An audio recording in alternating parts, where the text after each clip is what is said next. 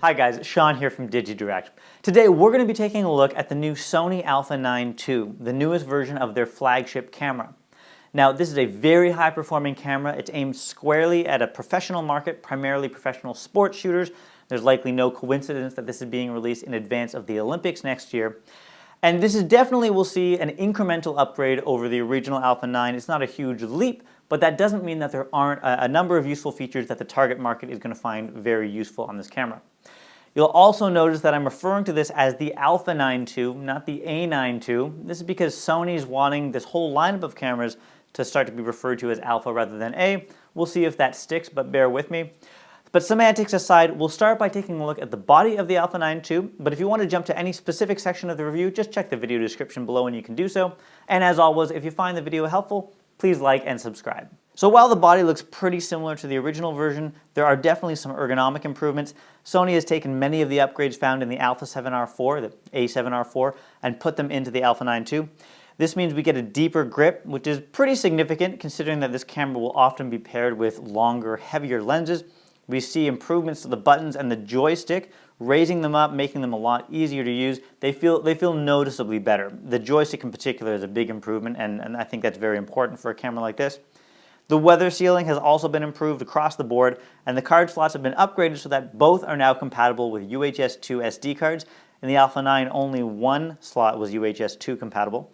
We have the same excellent large FZ series battery, which lasts for ages, and the Alpha 9 II even slightly improves on battery life by 10%.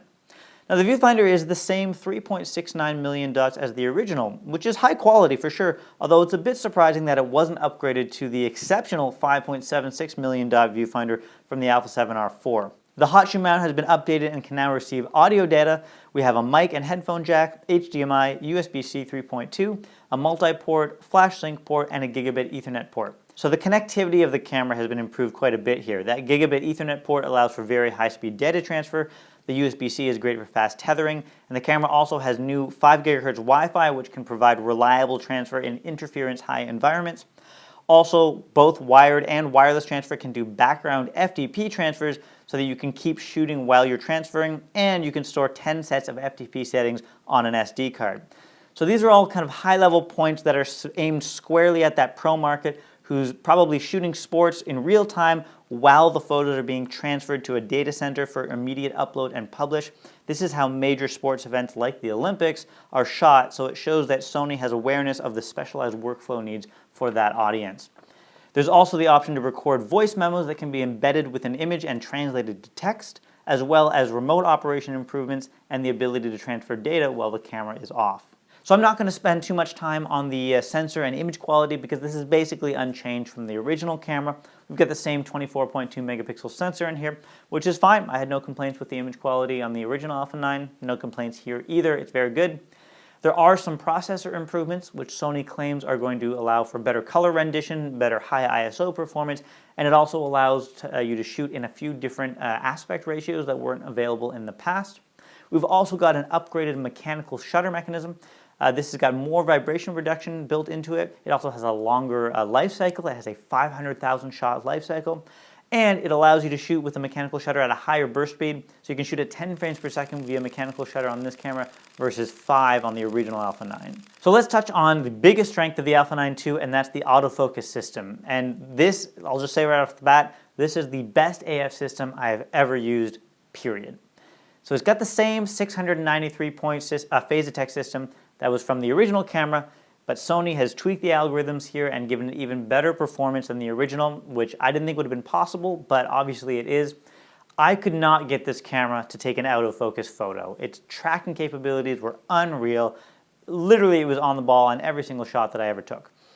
Take a look at these ones. I was shooting this with the 135mm GM lens at f1.8, so a shallow depth of field. The subjects are coming straight at the camera, which is very difficult to deal with, and it was just right on the ball. It was just a fantastic showing in terms of autofocus. Sony's popular eye autofocus feature is of course in this camera as well, and it's actually been improved in that it can now work both on animals and in video shooting as well.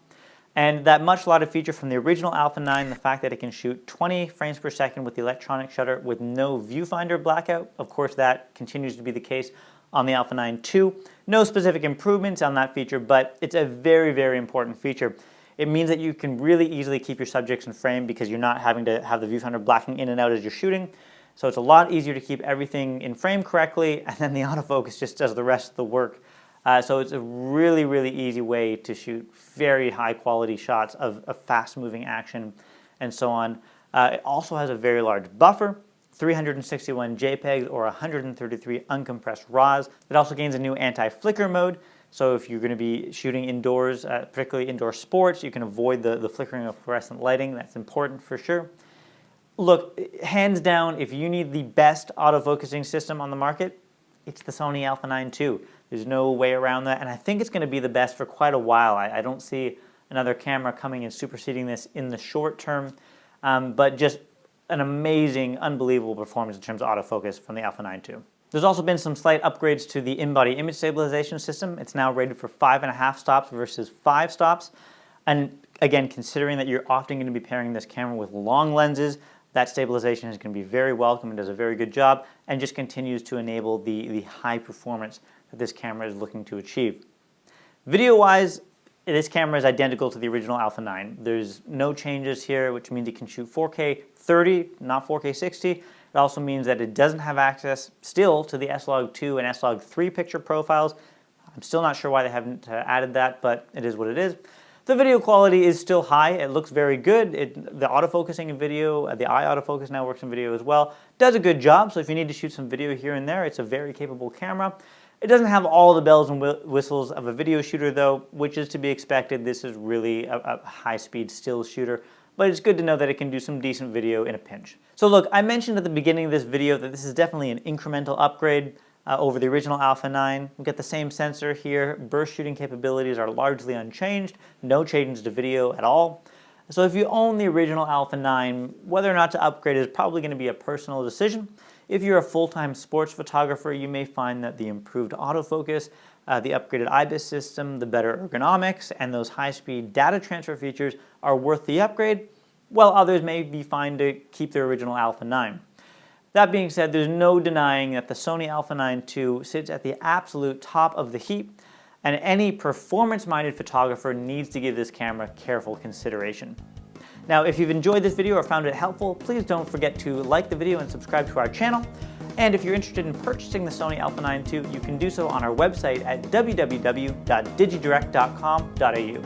Thanks guys, take care.